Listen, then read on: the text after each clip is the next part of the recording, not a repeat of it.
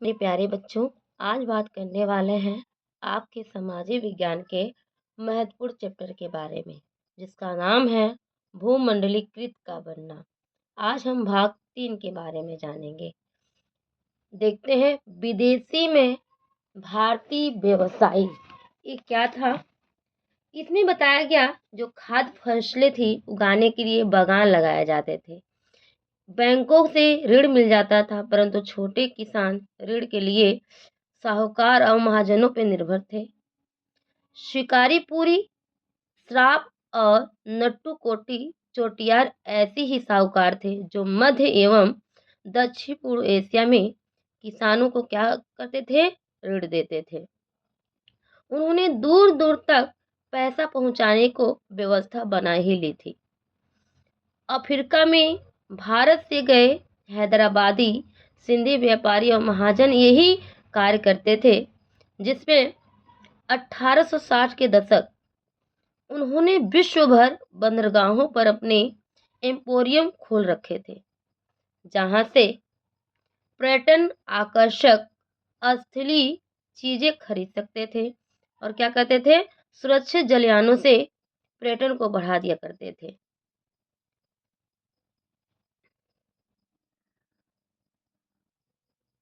अब बात करते हैं भारतीय व्यापार उपनिवेश और वैश्विक सिस्टम।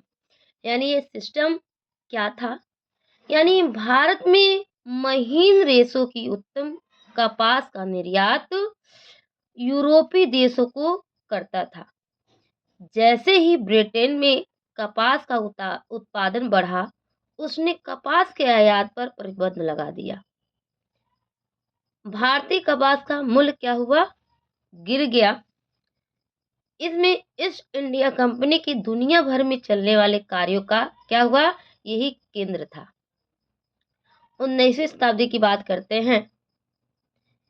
ब्रिटेन के व्यापारी सूती वस्त्रों के लिए नए बाजार खोज रहे थे, जिसमें ब्रिटेन में भारतीय वस्त्रों पे क्या हुआ, रोक लग जाने से उसे विदेशी बाजारों में कड़ी प्रतिबंध झेलनी पड़ी थी।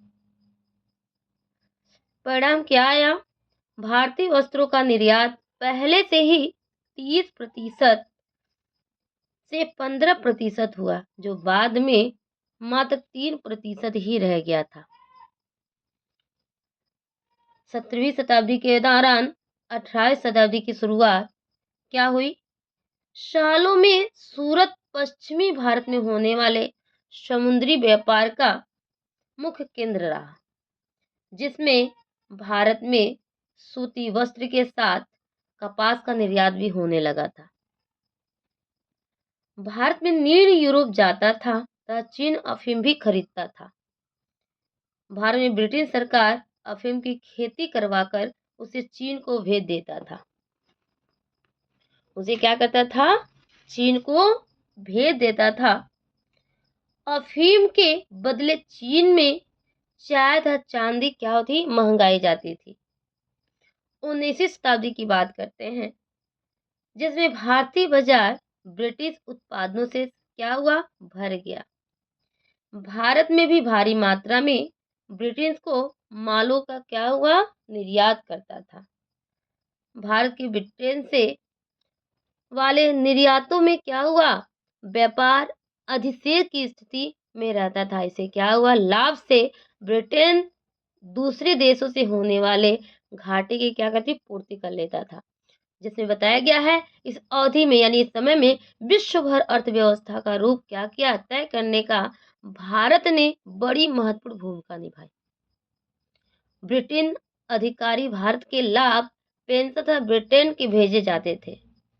अभी हमने बात किया है कि 1815 में क्या हुआ, गिरकर एक क्या बन गया, 15% हो गया था, जिसमें 1870 आते आते यह 30% ही रह गया था, जिसमें लेकिन 1812 से लेकर के 1871 तक एक कच्चे कॉटन का निर्यात भी किया जाता था, जिसमें देखा गया कि 5% से बढ़कर 35% हो गया था। इस दौरान निर्यात किए गए सामानों में नील में बहुत तेजी से क्या हुई, वृद्धि हुई। अभी हमने बात किया है जो भारत के सबसे ज्यादा निर्यात होने वाला सामान था वो क्या था, अफीम था। वो अफ़ीम था और अफ़ीम कहाँ जाता था? मुख्य चीन जाता था और बहुत तेज़ी से वृद्धि होती थी।